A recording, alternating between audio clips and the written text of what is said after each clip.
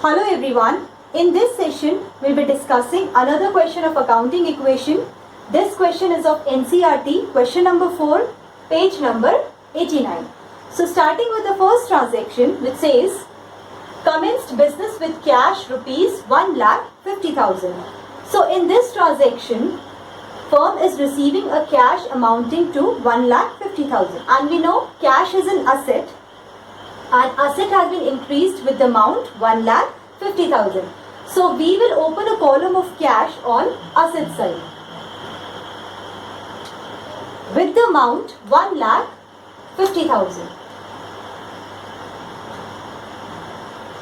Now, this cash at the same time is a claim against the company in the form of capital. We know the businessman has brought in the cash of rupees 1,50,000 in the business. This cash is a liability for the business. Why? Because business and the businessman are separate entity. So the business will have to repay this amount to the businessman in the form of profit in future. So it is a liability for the business also. So we will write this amount on capital side also. Amount is 1,50,000. Now, second transaction is purchased machinery on credit rupees 40,000. So here the business has purchased machinery. Machinery is an asset. Asset is increasing. So we will open a column of machinery on asset side.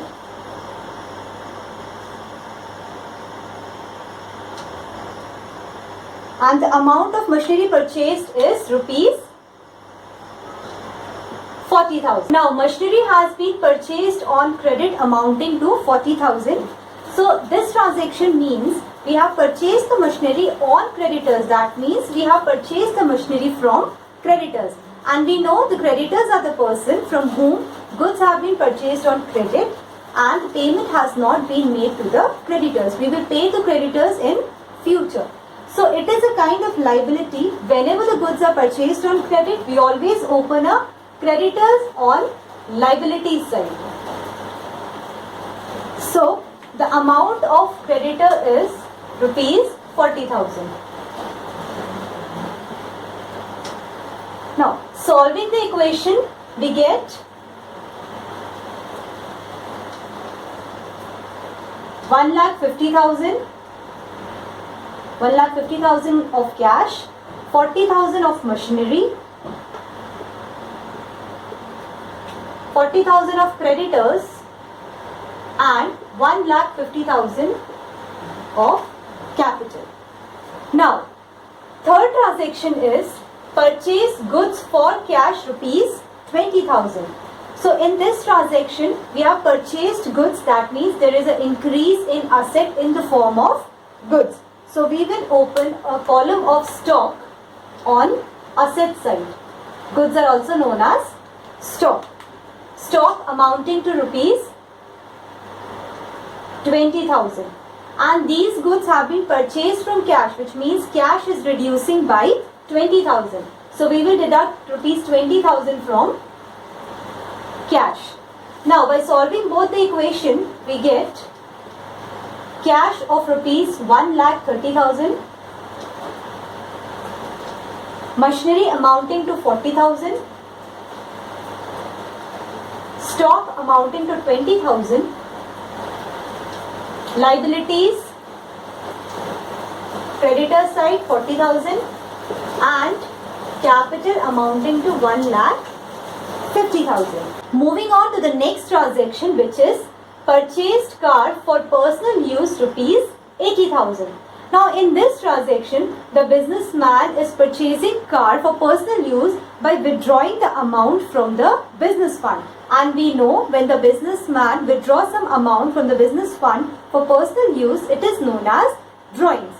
So in this transaction, we will deduct the amount of 80,000 from cash because businessman is withdrawing the amount in the form of cash.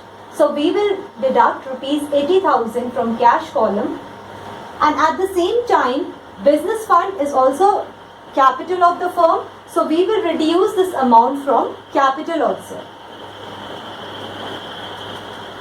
So now here by solving these two equations we get cash amounting to 50,000. Machinery amounting to 40,000. Stock amounting to 20,000.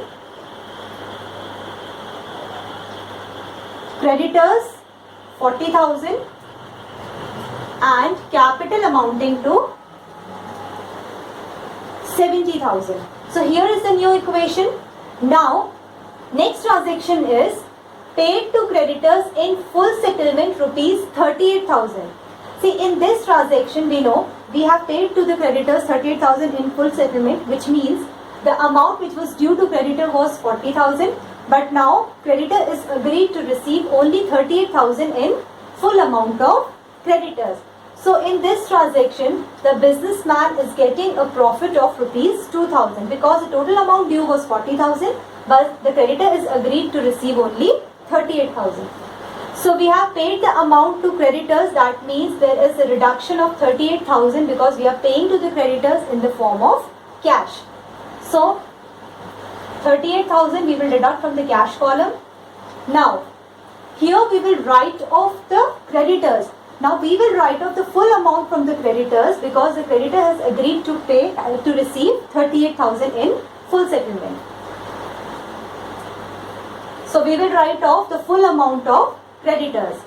Now there is a profit of 2,000 and we know profit increases the capital. So we will add this 2,000 amount to the capital side as it is a profit for the business. Now by solving these two equations we get 12,000 cash, machinery remains the same 40,000, stock amounting to 20,000, creditors 0 and capital amounting to 72,000.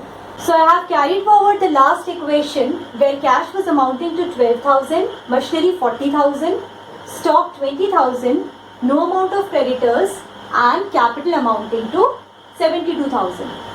So our next transaction is sold goods for cash costing 5,000 for rupees 4,500.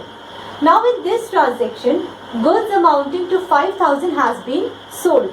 So we will deduct the amount of 5,000 from stock column as 5,000 goods have been decreased.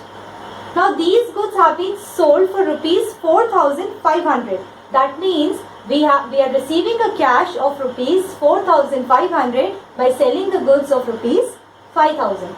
So we will add rupees 4,500 in cash column. Now goods were costing to 5,000, sold for 4,500. So there is a loss of rupees 500 and we know the loss is always decreased from the capital because it reduces the capital. So we will deduct the amount of 500 as a loss from capital.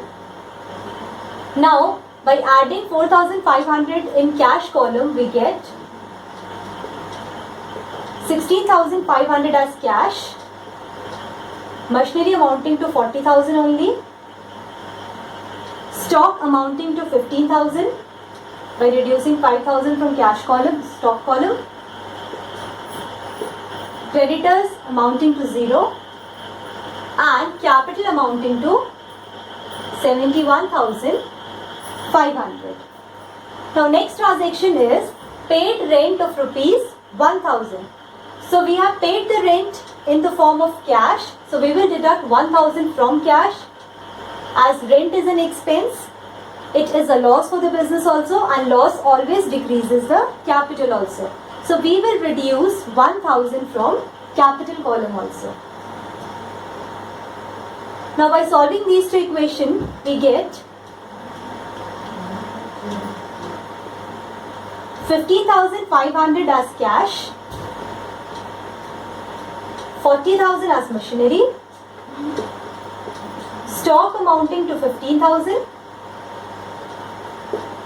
no amount of creditors and capital amounting to 70,500. Now the last transaction is commission received in advance rupees 2,000.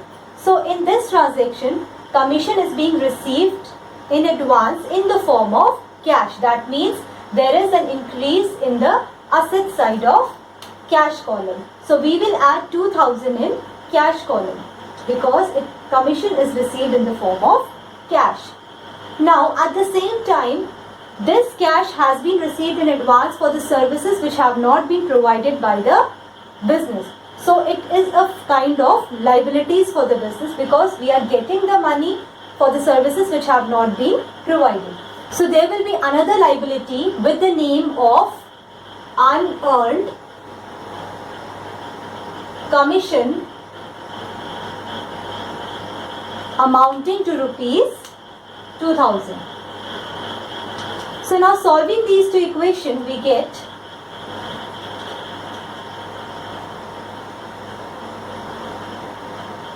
$17,500 as cash, machinery amounting to 40,000, stock amounting to 15,000,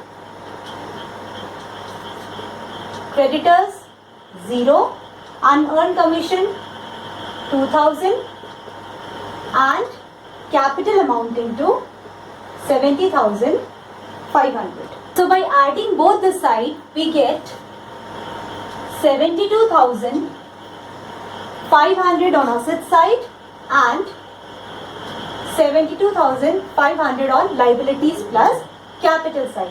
So we can say that the equation here is balanced. So this is how the question is to be solved. That's all for today's session. In the next session, we'll do some more question based on accounting equation. Thank you.